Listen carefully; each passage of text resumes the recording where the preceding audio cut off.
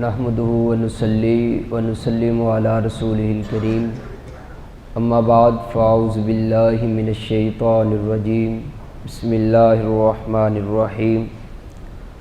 رب اشرح لی صدری ویسر لی امری واحلل عقدۃ من لسانی یفقہوا قولی یا رسول اللہ انظر حالنا یا حبیب اللہ اسمع قالنا اننا فی بحر ہم مغرق خذ یدی ساحل لنا اشکالنا ان اللہ وملائکتہ یصلون علی النبی یا ایہا الذین آمنوا صلوا علیہ وسلموا تسلیما۔ بآواز بلند پڑھیے صلاۃ و سلام علیک یا سیدی یا رسول اللہ، الصلاۃ و سلام علیک یا سیدی یا حبیب اللہ، الصلاۃ و سلام علیک یا سیدی یا رحمۃ للعالمین وعلی آلک واصحابک یا سیدی یا خاتم النبیین۔ الحمدللہ، اللہ تبارک و تعالیٰ کے فضل و کرم اور اس کی توفیق سے آج ہم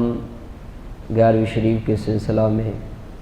رب تعالیٰ کے پاک گھر میں رب کے پاک بندوں کا ذکر خیر کرنے کے لیے جمع ہوئے۔ اللہ کریم آپ کا آنا، میرا پڑھنا اپنی بارگاہ میں قبول فرمائے۔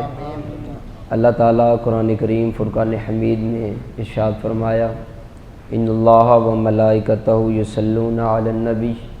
یا ایھا الذین آمنوا صلوا علیہ وسلموا تسلیما۔ خلاصہ اور مفہوم اس کا یہ ہے کہ میں اور میرے فرشتے محبوب علیہ الصلوۃ والسلام کی ذات پر درود پڑھتے ہیں۔ اے ایمان والو، تم بھی محبوب علیہ الصلوۃ والسلام کی ذات بابرکات پر درود بھی پڑھو اور سلام بھی پڑھو۔ صرف ایک روایت آپ کے سامنے درود پاک کے حوالہ سے رکھنی ہے، اس کے بعد پھر انشاءاللہ حضور غوث پاک رحمۃ اللہ تعالی علیہ آپ کے تذکرے طرف بڑھتے ہیں۔ نبی پاک صلی اللہ تعالیٰ علیہ وآلہ وسلم نے ارشاد فرمایا، جو بندہ روزانہ مجھ پر 50 مرتبہ درود پاک پڑھے گا، میں قیامت والے دن اپنی اس امتی سے مصافحہ فرماؤں گا۔ یہاں تک بات آپ نے سنی ہے، پہلے بھی سن رکھی ہوگی، اہل علم حضرات بیٹھے ہیں انہوں نے پڑھی بھی ہوگی کہ نبی پاک علیہ الصلوۃ والسلام کی ذات پر درود 50 مرتبہ پڑھنا ہے، اس کا انعام یہ ملنا ہے کہ قیامت والے دن مدینے والے مصطفیٰ اپنے اس امتی سے مصافحہ فرمائیں گے۔ اب قیامت والے دن جس امتی سے امام الانبیاء علیہ الصلوۃ والسلام کی ذات بابرکات مصافحہ فرما لیں گے، اس کی برکت کیا ہوگی؟ دیکھیں، پہلے تو یہ روایت آئی کہ یہ کام کرو، کام کیا ہے؟ 50 مرتبہ حضور کی ذات پر درود پڑھنا ہے۔ پھر فرمایا کہ اس کا انعام کیا ملے گا؟ انعام فرمایا کہ قیامت والے دن حضور علیہ الصلوۃ والسلام کے ساتھ مصافحہ کی سعادت ملے گی۔ اب جو مصافحہ حضور کے ساتھ کیا جائے گا اور حضور کے ہاتھوں کے ساتھ ہاتھ مس کیے جائیں گے، اس کی برکت میں آپ کے سامنے رکھنے لگا ہوں کہ ایک امتی کو مصافحہ کرنے کی قیامت والے دن شان کیا ملے گی۔ پہلی روایت اس بات کی تمہید کے لیے اور اس بات کے اوپر تصدیق مہر ثبت کرنے کے لیے نبی پاک علیہ الصلوۃ والسلام کی پیاری زوجہ حضرت عائشہ صدیقہ رضی اللہ تعالی عنہا، اور ایک روایت آتا ہے کہ حضرت سیدہ فاطمہ الزہرا سلام اللہ علیہا کہ آپ گھر کے اندر تندور میں روٹیاں لگا رہی تھیں، اچانک نبی کریم صلی اللہ تعالی علیہ وسلم گھر میں تشریف لے آئے، آپ نے ایک پیڑا اٹھایا، اس کی روٹی بنائی اور تندور کے اندر لگا دی۔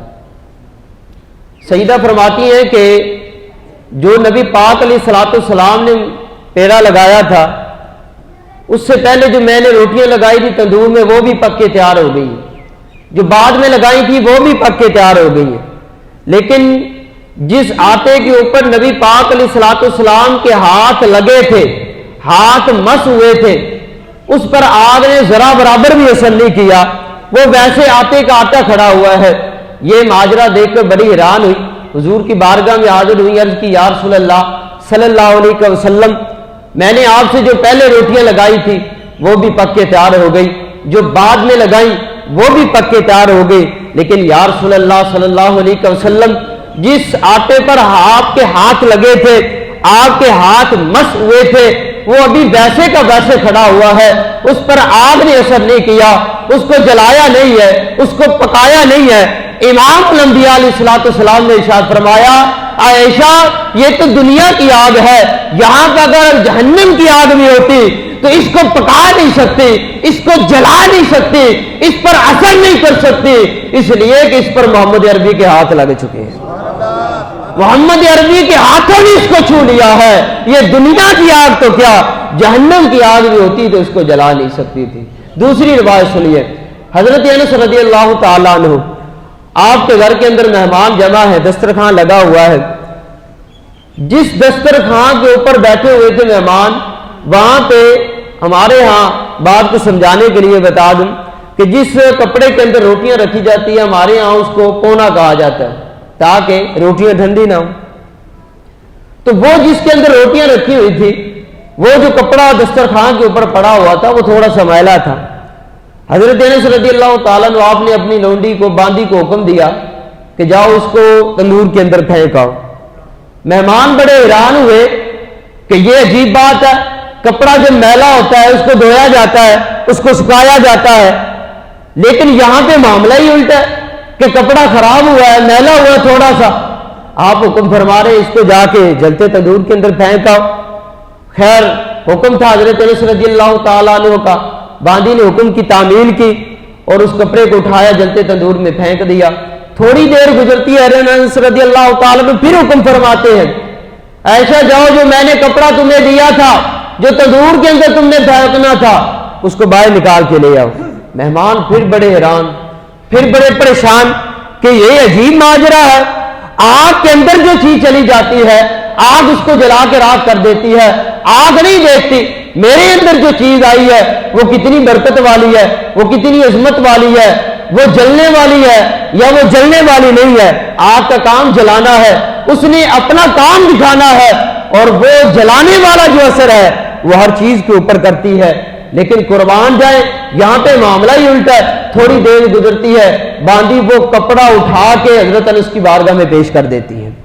مہمان پوچھتے ہیں ہمیں اصل واقعہ بتایا جائے، اصل حقیقت سے پردہ اٹھایا جائے کہ آگ کا کام جلانا ہے، آگ کا کام جلا کے راکھ کر دینا ہے، لیکن یہاں پہ تو راکھ کرنے کی بجائے وہ اس کو صاف شفاف کر کے، اجلا کر کے، اس کی میل کو دور کر کے آگ اس کو باہر نکال دیتی ہے۔ سنیے گا حضور کے عاشقوں، میلاد منانے والوں، حضور سے محبت کرنے والوں، حضور کی محبت کا دم کرنے والوں، حضور کی ذات پر درود پڑھنے والوں، ذرا توجہ سے سنیے گا، دل اور کلیجے کے اندر ٹھنڈ پڑ جائے گی۔ حضرت انس فرماتے ہیں بات یہ ہے کہ ایک مرتبہ حضور ہمارے گھر میں جلوہ گر ہوئے تھے، اسی دسترخوان کے اوپر بیٹھے تھے، جب کھانا تناول فرما لیا تھا تو آپ علیہ الصلوۃ والسلام نے اسی کپڑے کے ساتھ اپنے ہاتھ مس کیے تھے، ہاتھ لگائے تھے، ہاتھ ٹچ کیے تھے۔ جب سے حضور کے ہاتھ اس کپڑے کے ساتھ مس ہو گئے ہیں، تب سے لے کے آج تک ہمیں اس کپڑے کو دھونے کی ضرورت نہیں پڑی۔ جب یہ میلا ہوتا ہے، جب یہ خراب ہوتا ہے، جب بھی اس کے اندر کوئی بھی ملائٹ آ جاتی ہے، ہم اس کو اٹھا کے تندور میں پھینک دیتے ہیں، آگ اس کو جلانے کے بجائے صاف شفاف کر کے باہر نکال دیتی ہے۔ امام الانبیاء کے غلاموں، دنیا کے اندر یہ حال ہے، جس چیز کے ساتھ حضور کے ہاتھ مس ہو جائے اس کے اوپر دنیا کی آگ اثر نہیں کرتی۔ جب قیامت کا دن ہوگا، سورج سوا نیزے کے اوپر آگ برسا رہا ہوگا اور زمین تانبے کی بن چکی ہوگی، اس نفسا نفسی کے دور میں، اس پرفتن دور کے اندر جس نے حضور کی ذات پر درود پڑا ہوگا، اور قیامت والے دن حضور ہاتھ مس فرما لیں گے، مصافحہ فرما لیں گے۔ ہمارا یہ عقیدہ ہے، ہمارا یہ نظریہ ہے، اور ہم یہ بات ڈنکے کی چوٹ پہ کہتے ہیں، جس کے ساتھ حضور نے ہاتھ مس فرما لیے، قیامت کی آگ، جہنم کی آگ بھی اس پر اثر انداز نہیں ہو، جہنم کی آگ بھی اس پر اثر نہیں کر سکتی۔ یہ ہم اہل سنت کا عقیدہ ہے، اور اہل عشق و محبت کا یہی عقیدہ ہے کہ جو پڑھے گا صاحب لولاک کے اوپر درود، آگ سے محفوظ اس کا تن بدن رہ جائے۔ یہ حضور کی ذات کے ساتھ محبت، حضور کے ذات کے ساتھ عقیدت اور حضور کی ذات کے ساتھ وفا کرنے کی برکت ہوگی کہ جو بندہ حضور کی ذات پر عقیدت، شوق اور محبت سے درود پڑھے گا، ہمارا یہ ایمان ہے قیامت والے دن یہی درود پڑھنا ہمارے لیے بخشش کا ذریعہ بن جائے۔ اور پھر میں بڑے بوانگے دوہل یہ بات بتانے لگا ہوں آپ کو، ہم نماز پڑھتے ہیں، اچھی بات ہے، روزہ رکھتے ہیں، حج ادا کرتے ہیں، زکوٰۃ دیتے ہیں، تلاوت قرآن پاک کرتے ہیں، نیک اعمال کرتے ہیں، لیکن یہ جتنے بھی نیک اعمال ہیں ان پر ہم دعویٰ نہیں کر سکتے، ان پر ہم بھروسہ نہیں کر سکتے۔ کیا پتہ اللہ قبول فرمائے نہ فرمائے، کیا پتہ یہ جو ہم نمازیں پڑھتے ہیں قیامت والے دن ہمارے منہ کے اوپر دے مار دی جائے کہ تم تو ریاکاری کی وجہ سے پڑھتے تھے کہ لوگ تمہیں نمازی کہیں، تم نے تو حج اس لیے کیا تھا کہ لوگ تمہیں حاجی کہیں، تم تو زکوٰۃ اس لیے دیتے تھے، صدقہ و خیرات اس لیے کرتے تھے، لوگ تمہیں سخی کہیں۔ کیا پتہ اللہ قبول فرمائے نہ فرمائے، دعویٰ ہمارا اس پر نہیں ہے، اعمال پر ہم دعویٰ نہیں کر سکتے۔ اور ہم یہ بھی دعوے کے ساتھ نہیں کہہ سکتے ابھی ہم نے فجر کی نماز ادا کی ہے کہ اللہ نے ہماری نماز کو قبول فرما لیا۔ اللہ کی ذات پر منحصر ہے، وہ احکم الحاکمین ہے، وہ چاہے تو قبول فرمائے چاہے تو نہ فرمائے۔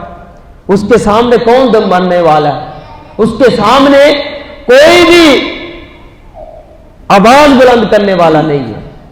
یہ رب العالمین کی شان ہے۔ لیکن امام الانبیاء علیہ الصلوۃ والسلام کے غلاموں، درود پاک وہ عبادت ہے جو بندہ صبح پڑھے اللہ قبول فرماتا ہے، شام کو پڑھے اللہ قبول فرماتا ہے، دکھاوے کی وجہ سے پڑھے اللہ پھر بھی قبول فرماتا ہے۔ اگر کوئی بندہ جا میں چلتا پڑھے اللہ پھر بھی قبول فرماتا ہے، اور اگر کوئی بندہ ادب و احترام کے ساتھ باوضو ہو کے قبلہ شریف کی طرف منہ کر کے حضور کی ذات پر درود پڑھے اللہ پھر بھی قبول فرما لیتا ہے۔ اور یہ وہ عبادت ہے جس کے کرنے کے بعد ہم دعوے کے ساتھ کہہ سکتے ہیں کہ اللہ تعالیٰ نے ہماری یہ عبادت قبول فرما لی۔ یہ رد نہیں ہے رب کی بارگاہ میں، یہ بندہ جس وقت جس حال میں جس حالت میں مرضی پڑھے اللہ تبارک و تعالیٰ قبول فرماتا ہے۔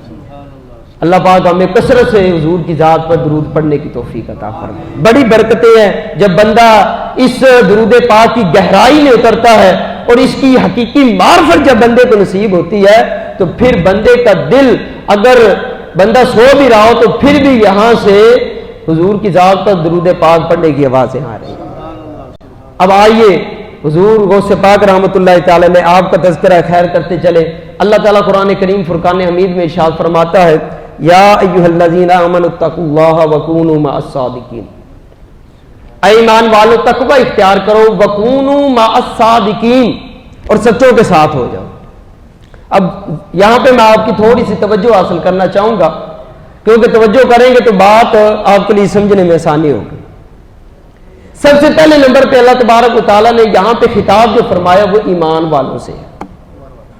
ایمان والوں سے خطاب فرمایا کہ یا ایھا الذین آمنوا اتقوا اللہ، اے ایمان والوں تقوی اختیار کرو، اور پھر آخر میں فرمایا وکونوا مع الصادقین، اور سچوں کے ساتھ ہو جاؤ۔ اب پتہ چلا کہ سچوں کی صحبت اور سنگت وہی اختیار کرے گا جو ایمان والا ہوگا۔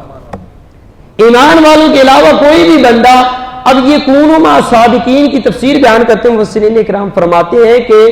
مع الصادقین سے مراد اولیاء اللہ کی صحبت ہے، مع الصادقین سے مراد نیک بندوں کی نسبت ہے، مع الصادقین سے مراد اولیاء اللہ کی محبت اور عقیدت ہے، اور فرمایا ان کے ساتھ عقیدت، معدت، محبت وہی بندہ رکھے گا جو ایمان والا ہوگا۔ اب پھر اللہ تعالیٰ نے آگے ارشاد فرمایا آمنوا اتقوا اللہ، تقوی اختیار کرو۔ اب یہاں پہ بات بڑی سمجھنے والی، مالک و مولا، سب سے پہلی چیز بندے کے پاس جو سرمایہ ہے وہ ایمان ہے، ایمان آ گیا بندے کے پاس۔ اس کے بعد سب سے جو بڑی دولت ہے وہ نیک اعمال ہے، نماز، روزہ، حج، زکوٰۃ، تلاوت قرآن پاک، اللہ تبارک و تعالیٰ کی عبادت، ریاضت، ذکر و اذکار، تسبیح و تحلیل، یہ ساری عبادات، یہ سارے اعمال، یہ ایمان لانے کے بعد سب سے بہترین بندے کے لیے سرمایہ ہے اور بندے کے لیے دولت ہے، خزانہ ہے، جو قیامت والے دن بندے کی درجات میں بلندی کے لیے کام آئے گا۔ اور یہاں پہ یہ بھی بات یاد رکھیے گا، قیامت والے دن ہماری بخشش جو ہونی ہے نا، وہ یہی نسبتوں، عقیدتوں اور محبتوں کی وجہ سے ہونی ہے۔ یہ جو ہم نماز، روزہ، حج، زکوٰۃ پڑھتے ہیں، اس کی وجہ سے اللہ تعالیٰ نے ہمارے جنت میں درجات بلند فرمانے۔ جنت میں داخلہ عقیدے کی بنیاد پہ ہونا ہے، اور جنت میں جو درجات کی بلندی ہونی ہے وہ اعمال کی بنیاد کے اوپر ہونی ہے۔ یہ بات یاد رکھیے گا۔ مالک و مولا ہمارے پاس ایمان آ گیا، ایمان کی دولت آ گئی، کلمہ شریف ہم نے پڑھ لیا، ہمیں مسلمان گھرانے میں تو نے پیدا فرمایا، اس کے بعد کیا کرنا ہے؟ اللہ فرماتا ہے اتقوا اللہ، تقوی و پرہیزگاری اختیار کرو، نماز، روزہ، حج، زکوٰۃ، تلاوت کلام پاک، تسبیح و تحلیل، ذکر و اذکار، یہ سارے عبادات، یہ سارے معاملات سر انجام دیں۔ مالک و مولا نماز بھی پڑھتے ہیں، روزے بھی رکھتے ہیں، حج بھی ادا کرتے ہیں، زکوٰۃ بھی دیتے ہیں، تلاوت کلام پاک کرتے ہیں، ذکر و اذکار کرتے ہیں، تسبیح و تحلیل کرتے ہیں، سارے معاملات کرتے ہیں۔ مالک و مولا یہ بھی پورے ہو گئے، اب کیا کرے؟ فرمایا کونوا مع الصادقین،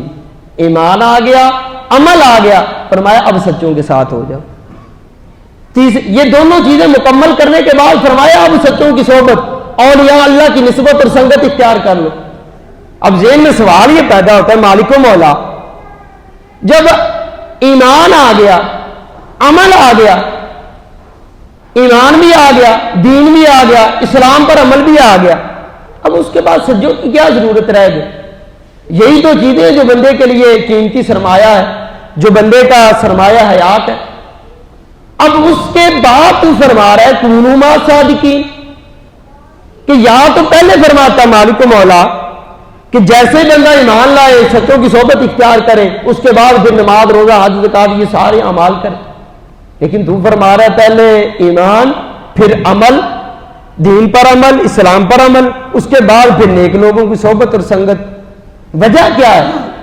کسی اللہ والے کی صحبت میں بیٹھتے ہیں تو وہ اللہ والا ہمیں یہ سمجھاتا ہے، یہ بتاتا ہے، اس آیت کی تشریح کر کے، اس آیت کی جو رموز و اوقاف ہے اور جو اس کی معرفت ہے وہ ہمیں اس انداز سے سمجھاتا ہے کہ اے ایمان والو، اے کلمہ پڑھنے والو، اے نماز، روزہ، حج، زکوٰۃ ادا کرنے والو، اے ذکر و اذکار کرنے والو، اے تسبیح و تحلیل کرنے والو، جب ایمان لے آئے، جب عمل کرنا شروع کر دیا، جب دین پر ثابت قدمی تمہیں اختیار ہو گئی، اس کے بعد نیک لوگوں کی، اولیاء اللہ کی صحبت اور ان کے ساتھ وابستگی اس لیے کرنی ہے۔ مثال دے کے میں آپ کو سمجھاتا ہوں، جب انسان کسی سنسان سڑک کے اوپر جا رہا ہو، وہاں پہ لائٹنگ بھی لگی ہو، بالکل سڑک صاف نظر آ رہی ہے، لیکن وہاں پہ کوئی بندہ گزرنے والا کوئی نہیں ہے، رات کے 12 کو 1 بجے کا ٹائم ہے، سڑک بالکل خالی پڑی ہے، تو جب بندہ گھر سے نکلنے لگتا ہے تو سیانے بندے جو ہوتے ہیں نا، جو بزرگ ہوتے ہیں، جو دنا اور عقل مند لوگ ہوتے ہیں، وہ کہتے ہیں کہ پتر تھوڑی دیر رک جا، کوئی 2-3 بندے جب رل جاؤ گے نا پھر چلے جانا، یا کوئی بڑی سواری، کوئی ٹرک، کوئی کوسٹر، کوئی اس طرح دی چیز آئے گی، ان کے پیچھے پیچھے چلے جانا، تاکہ راہ دے اندر کوئی ڈاکو، کوئی چور، کوئی اس طرح کا معاملہ تمہارے ساتھ نہ ہو، جہاں تک تم نے پہنچنا ہے، جو تمہاری منزل مقصود ہے، وہاں پر تم بآسانی بحفاظت پہنچ سکو۔ یہاں پر بزرگ فرماتے ہیں کہ یہ جو دین کا رستہ ہے یہ بھی بڑا خطرناک رستہ ہے۔ جو اس رستے کے اوپر چلتا ہے، جس کے پاس ایمان کی دولت ہو، جس کے پاس عمل کی دولت ہو، جب وہ بندہ صراط مستقیم پر چل رہا ہوتا ہے تو شیطان جو سب سے بڑا انسان کا دشمن ہے، جو سب سے بڑا مومنین کا دشمن ہے، جس کا دعویٰ یہ ہے کہ میں مومن کے آگے سے حملہ کرتا ہوں، میں اس کے دائیں طرف سے حملہ کرتا ہوں، میں اس کے بائیں طرف سے حملہ کرتا ہوں، میں اس کے پیچھے سے حملہ کرتا ہوں، میں اس کے ایمان کو لوٹنے کی کوشش کرتا ہوں۔ سب سے بڑا جو تمہارے ایمان کا ڈاکو ہے، سب سے بڑا جو تمہارے ایمان کا چور ہے، وہ شیطان ہے۔ اور اس سے بچنے کے لیے جب تم نے دین کے راستے کے اوپر چلنا ہے، تمہارے پاس ایمان کی اتنی بڑی دولت ہے، تمہارے پاس عمل کی اتنی بڑی دولت ہے، اس کو بچانے کے لیے تمہیں ان اولیاء اللہ کا سہارا لینا پڑے گا، ان اولیاء اللہ کی صحبت اور سنگت اختیار کر کے اس راستے پر چلنا پڑے گا۔ اس لیے چلنا پڑے گا تاکہ تمہارا ایمان بھی قائم رہے اور تمہارا عمل بھی قائم رہے، تمہارے عمل میں بھی مضبوطی آئے اور تمہارے ایمان کے اندر بھی پختگی آئے۔ جب تم ان کے نقش قدم پر چلو گے، ان کی صحبت اور سنگت اختیار کرو گے، یہ تو جنتی ہے ہی ہے، ان کے راستے پر چلنے کی وجہ سے اللہ تمہیں بھی جنت کے اندر داخل فرما دے گا۔ اللہ اکبر کبیرہ۔ تو یہ نیک لوگوں کی صحبت اور سنگت اختیار کرنے کا رب تعالیٰ حکم ارشاد فرما رہا ہے کہ ایمان والو، ایمان، عمل اور نیک لوگوں کی صحبت، نیک لوگوں کی صحبت۔ بڑے بڑے اس رستے کے اوپر چور بیٹھے ہوئے ہیں، ڈاکو بیٹھے ہوئے ہیں، جو آپ کو اس رستے سے بھٹکانے کے لیے آئیں گے، جس کا اللہ تعالیٰ نے قرآن کریم میں حکم فرمایا صراط الذین انعمت علیہم، ان لوگوں کے رستے پر چلو جن پر میں نے انعام کیا۔ اب ہم کہتے ہیں مالک و مولا انعام کن پر تو نے کیا ہے وہ بھی ہمیں بتلا دے۔ اللہ تعالیٰ قرآن کریم کی دوسری آیت میں ارشاد فرماتا ہے انعم اللہ علیہم من النبیین والصدیقین والشہداء والصالحین، فرمایا انعام یافتہ جو میرے بندے ہیں وہ نبیین ہیں، وہ صدیقین ہیں، وہ شہداء ہیں، وہ اللہ کے نیک بندے اولیاء اللہ ہیں، یہ انعام یافتہ بندے ہیں۔ اور ہم ہر نماز کے اندر یہ دعا کرتے ہیں صراط الذین انعمت علیہم، مالک مولا ہمیں ان رستے کے اوپر چلا جس پر تیرا انعام ہوا ہے، جن بندوں پر تیرا انعام ہوا ہے ان لوگوں کے رستے کے اوپر چلا۔ اب مالک مولا ڈائریکٹ بھی ہمیں فرما سکتا تھا کہ ایمان والوں میرے رستے کے اوپر چلو، اسلام کے رستے کے اوپر چلو، دین کے رستے کے اوپر چلو، یہ راستہ برحق ہے، لیکن اللہ تعالیٰ ارشاد فرمایا میرے انعام یافتہ بندوں کے رستے کے اوپر چلو۔ جب ان کی رہنمائی ان کی گائیڈنس کے اندر چلو گے تو وہ یہ رستہ ہے جو تمہیں راستوں کے خطرناک موڑوں سے بچاتے ہوئے جنت کی طرف لے جائے۔ تو یہ بات قرآن کریم سے میں نے آیات بینات سے واضح کر دی کہ نیک لوگوں کی صحبت، اولیاء اللہ کی نسبت، عقیدت اور محبت جو ہے یہ قرآن کریم ہمیں اس چیز کا حکم دیتا ہے۔ اب آئے حضور شیخ عبد القادر جیلانی رحمۃ اللہ تعالی علیہ، حضور میرا پیر پیرا، آپ کی بارگاہ کے اندر بھی حاضری لگواتے چلیں کہ یہ کتنے بڑے اللہ تبارک و تعالیٰ کے ولی اور اللہ نے ان کو کتنا مقام و مرتبہ عطا فرمایا تھا۔ شیخ طاہر بندگی لاہوری رحمۃ اللہ تعالی علیہ، آپ بہت بڑے عالم دین تھے۔ حضرت شیخ مجدد الفسانی رحمۃ اللہ تعالی علیہ، آپ کے 2 شہزادے ان کے پاس پڑھا کرتے تھے۔ حضرت مجدد الفسانی رحمۃ اللہ تعالی لوح محفوظ پر نظر ڈالی تو آپ کو پتا چلا کہ شیخ طاہر بندگی رحمۃ اللہ تعالی علیہ آپ کا جو خاتمہ ہے اس کے بارے میں آیا کہ آپ کا جو انجام ہے وہ اچھا نہیں ہوگا۔ آپ نے اپنی یہ بات شہزادوں کو بتلا دی کہ بیٹا اس طرح میں نے تمہارے استادوں کے بارے میں لوح محفوظ پر لکھا دیکھا۔ شہزادے جب پڑھنے کے لیے جاتے ہیں تو منہ ان کے لٹکے ہوتے ہیں۔ استاد صاحب پوچھتے ہیں کہ بیٹا کیا ہوا ہے، کیا معاملہ بنا، کیوں پریشان ہو؟ کہنے لگے کہ میرے والد محترم نے لوح محفوظ پر نظر ڈالی تو یہ لکھا ہوا تھا کہ آپ کا جو خاتمہ ہے وہ اچھا نہیں ہوگا۔ اب اگر شیخ طاہر بندگی لاہوری رحمۃ اللہ تعالی علیہ اگر وہ ویسے ہوتے صرف نماز روزہ حج زکات پر تکیہ کرنے والے تو وہ بھی وہاں پر فتوے لگانا شروع کر دیتے شرک اور بدعت کے، لیکن وہ اہل علم تھے، ولیوں کے ساتھ نسبت رکھنے والے تھے، عقیدت محبت اور محبت رکھنے والے تھے۔ انہوں نے فرمایا کہ جاؤ اپنے والد محترم سے یہ کہو کہ جس رب کائنات نے میری تقدیر کو آپ پر ظاہر فرمایا ہے، اگر آپ اس کی بارگاہ میں دعا کریں گے تو وہی خالق کائنات اس تقدیر کو بدلنے پر بھی قدرت رکھتا ہے۔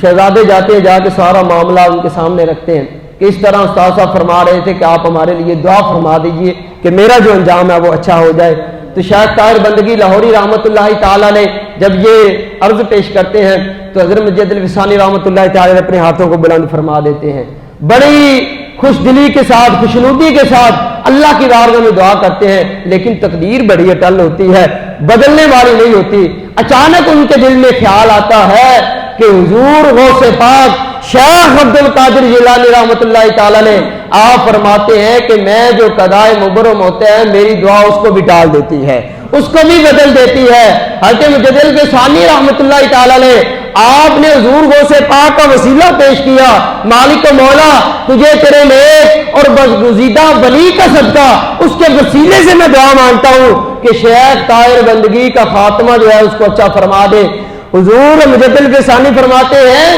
کہ جب میں دعا سے فارغ ہوتا ہوں تو مجھے ندا سے غیر سے آواز آتی ہے، یہ ندا آتی ہے کہ ہم نے شیخ طاہر بندگی کی تقدیر کو، اس کا جو خاتمہ برا ہو رہا تھا، اس کی جو بدبختی تھی، اس کو خوشبختی کے اندر تبدیل فرما دیا ہے، اس کے خاتمے کو اچھا فرما دیا ہے۔ اسی لیے ہم کہتے ہیں کہ نگاہ ولی نے وہ تاثیر دیکھی، ارے بدلتی ہزاروں کی تقدیریں دیکھی۔ اور حاجی یوسف علی نبینا رحمۃ اللہ تعالی علیہ آپ فرماتے ہیں بندے رب دے دعا کر کے تقدیر بدل دیں دے، اے لوح قلم والی تحریر بدل دیں دے۔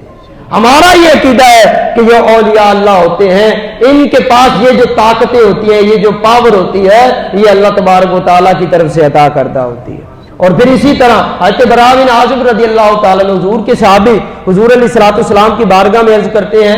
کہ یا رسول اللہ صلی اللہ علیہ وسلم ایو اورل ایمانی اوثق، ایمان کی سب سے مضبوط ترین رسی کیا؟ ایک روایت میں ہے ایو اورل اسلام، اسلام کی سب سے مضبوط ترین رسی کیا ہے کہ جس کو ہم مضبوطی سے پکڑ لیں تو ہم ثابت قدمی کے ساتھ جنت میں داخل ہو جائیں گے۔ تو نبی پاک علیہ الصلوۃ والسلام کے اس سوال کے اوپر صحابہ اکرام نے عرض کی یا رسول اللہ نماز؟ فرمایا نماز بہت اچھی عبادت ہے لیکن میرے سوال کا جواب نہیں ہے۔ فرمایا روزہ، حج، زکوٰۃ، تمام عبادات صحابہ اکرام گنوا رہے ہیں کہ یا رسول اللہ یہ ایمان کی مضبوط ترین رسی ہے، اسلام کی مضبوط ترین رسی ہے، لیکن نبی پاک علیہ الصلوۃ والسلام ارشاد فرماتے ہیں نہیں، یہ ایمان کی مضبوط ترین رسی نہیں ہے بلکہ ایو اورل اسلام اوثق، فرمایا ایمان اور دین کی مضبوط ترین رسی یہ ہے کہ تم اللہ کی رضا کے لیے اللہ کے نیک بندوں کے ساتھ محبت کرنا شروع کر دو۔ یہ ایمان کی وہ مضبوط ترین رسی ہے جو تمہیں ثابت قدمی کے ساتھ جنت میں داخل فرما دے گی۔ پھر ہم یہ کہتے ہیں کہ اولیاء اللہ کی محبت، صحابہ اکرام کی محبت، اہل بیت اطہار کی محبت، غوث پاک کی محبت، بابا فرید کی محبت، داتا صاحب کی محبت، بہاؤالدین ذکریہ ملتانی کی محبت اور جتنے بھی مشائخ ہیں اولیاء اکرام ہیں ان کی محبت، ان کی محبت، ان کی عقیدت یہ ایمان کی مضبوط ترین رسی ہے۔ ایمان والو جب تم اس رسی کو مضبوطی کے ساتھ تھام لو گے اللہ تبارک و تعالیٰ سلامتی کے ساتھ تمہیں جنت میں داخل فرما دے گا، سلامتی کے ساتھ جنت میں داخل ہو جاؤ۔ نعرہ تکبیر، نعرہ رسالت، نعرہ حیدری، نعرہ غوثیہ۔ لوگ بڑے بڑے دعویٰ کرتے ہیں آج کے دور میں ہم نے دین کی بڑی خدمت کر لی۔ یہ میں آپ کو ایک شبہ کا ازالہ کرنے لگا ہوں کہ جب ذہن میں اس طرح کے شک و شبہات آئیں تو پھر کیا کرنا چاہیے۔ بڑے بڑے لوگ کہتے ہیں کہ جی ہم نے اتنے سارے مدرسے قائم کر دیے، ہم نے اتنی ساری مسجدیں بنا لی، ہم تو جناب اتنی عبادت کرتے ہیں، اتنی ہم ریاضت کرتے ہیں، اتنی جناب والا ہم نے غیر مسلموں کو کلمہ پڑھا کے مسلمان کر دیا ہے، لاکھوں لوگ میرے ہاتھ کے اوپر انہوں نے کلمہ پڑھا ہے۔ بڑے بڑے لوگوں کا دعویٰ ہے، لیکن کیا لاکھوں لوگوں کا ہاتھ پہ کلمہ پڑھنا یہ کامیابی کی ضمانت ہے؟ میں قرآن سے ثابت آپ کو کیا ہے کہ کامیابی کی ضمانت کیا ہے۔ کوئی ایک بندہ آیت لا کے دکھائے، ایک حدیث لا کے دکھائے جس کے اندر کامیابی کی ضمانت غیر مسلموں کا ہاتھ کے اوپر کلمہ پڑھنا لکھا ہو۔ اولیاء اللہ کی صحبت اور سنگت یہ کامیابی کی ضمانت ہے، نیک لوگوں کی صحبت اور سنگت یہ کامیابی کی ضمانت ہے۔ باقی سارے اعمال اچھے ہیں، وہ ایمان کے اندر مضبوطی اور کامیابی اور درجات کی بلندی کا ذریعہ ہے، لیکن کامیابی کی جو ضمانت ہے وہ نیک لوگوں کی صحبت اور سنگت اور ان کا راستہ اختیار کرنا ہے۔ اب لوگوں کا دعویٰ ہے کہ جی ہم نے دین کا اتنا کام کیا ہے، ہم تو پکے جنتی ہیں، لیکن یہ بات یاد رکھیے گا جب بندہ اس رستے کے اوپر چلتا ہے نیک بندوں کا سر کے اوپر، اور کہتے ہیں نا کہ سائیاں دا سر تے سایہ نہ ہوئے، تو جو کچھ مردے کو ہوئے وہ چور ڈاکو بندے کو اٹھا کے لے جاتے ہیں۔ مثال آپ سمجھ لیں کہ ایک آدمی کے پاس بڑی جائیداد ہے، اب وہ دنیا سے چلا گیا، نیچے اس کے بیٹے ہیں، چھوٹے ہیں، یا ان کو اتنا کچھ شعور اور سمجھ نہیں ہے، تو وہ ساری جائیداد آس پاس والے یہ اٹھا کے لے جائیں گے، کچھ بھی باقی نہیں رہے گا ان کے پاس، اس لیے کہ سر پہ جو بڑے تھے، سر کے جو سائیں تھے وہ دنیا سے چلے گئے، جن کا سایہ تھا، جن کا دامان رحمت ان کے سروں کے اوپر تھا وہ دنیا سے چلے گئے۔ تو اب آس پاس والے لوگوں نے دا لگا لیا، حملہ کر لیا۔ اب یہ بندہ سمجھ رہا تھا میرے پاس تو بڑی دولت ہے، میرے پاس تو بڑا روپیہ پیسہ ہے، میری زندگی تو بڑی آسانی کے ساتھ گزر جانی ہے، مجھے کس چیز کی کیا ٹینشن، لیکن اس کو پتہ نہیں تھا بروں کا سایہ جیسے اٹھنے کی دیر ہے جو تمہارے پاس کچھ بھی نہیں رہنا، ساری آگے پیچھے والے لے جائیں گے تم سے۔ تو اولیاء اللہ کا جو سایہ ہوتا ہے یہ ہمارے ایمان کی حفاظت اور ہمارے اعمال کی حفاظت کا ذریعہ ہوتا ہے۔ بندہ یہ کہتا ہے کہ میں نے بڑے مدرسے بنا لیے، لیکن اس کو نہیں پتا ہوتا کہ اولیاء اللہ کے ساتھ بغض رکھنے کی وجہ سے اس کا ایمان لٹ چکا ہے، اولیاء کے ساتھ بغض رکھنے کی وجہ سے اس کے اعمال ضائع ہو چکے ہیں، وہ اس پر ناز کرتا رہتا ہے میں نے بڑے مدرسے بنا لیے، میں نے بڑی مسجدیں بنا لی، میں نے بڑا دین کا کام کر لیا ہے، میں نے بڑے غیر مسلموں کو کلمہ پڑھا دیا ہے، لیکن اس کو نہیں پتا ہوتا وہ تو لٹ چکا ہے۔ اس کے پاس جو دولت اس نے جمع کر رکھی تھی وہ تو لٹ کے کوئی اور لے جا چکا ہے، وہ تو بغض اور عداوت کے نظر ہو چکی ہے، اور دل کے اندر جو ایمان تھا وہ تو کب کا چلا جا چکا ہے۔ یہ تیرے اعمال اگر نظر آنے والی چیز ہوتی تو تمہیں پتہ چلتا کہ اولیاء اللہ کے ساتھ بغض و عداوت رکھنے کی وجہ سے تمہارا کیا حال ہو چکا ہے۔ تو یہ کامیابی کا جو دار و مدار ہے وہ اولیاء اللہ کی نسبت ہے، وہ اللہ والوں کے ساتھ پیار اور محبت ہے۔ اور حضور شیخ عبد القادر جیلانی رحمۃ اللہ تعالی علیہ وہ عظیم المرتبت ولی اور بزرگ اور غوث اور قطب ہیں کہ جن کے بارے میں تمام اولیاء کرام نے جب انہوں حکم فرماتے ہیں کہ میرا جو قدم ہے وہ تمام اولیاء کی گردنوں پر ہے، تو وقت کے تمام جو ولی ہوتے ہیں وہ اپنی گردنوں کو جھکا لیتے ہیں، گردنوں کو جھکا لیتے ہیں کہ حضور آپ کا قدم ہماری گردنوں کے اوپر ہے۔ تو یہ اولیاء اللہ کی صحبت اور سنگت ہے جو ہمیں دنیا و آخرت کے اندر کامیابی دلائے گی۔ اللہ کریم کی بارگاہ میں دعا، اللہ تبارک و تعالی ہمیں ان اولیاء اللہ کا سچا اور پکا عاشق بنائے اور ان کا ساتھ عطا فرمائے، آمین بجائے خاتم النبیین وصلی اللہ تعالی علیہ۔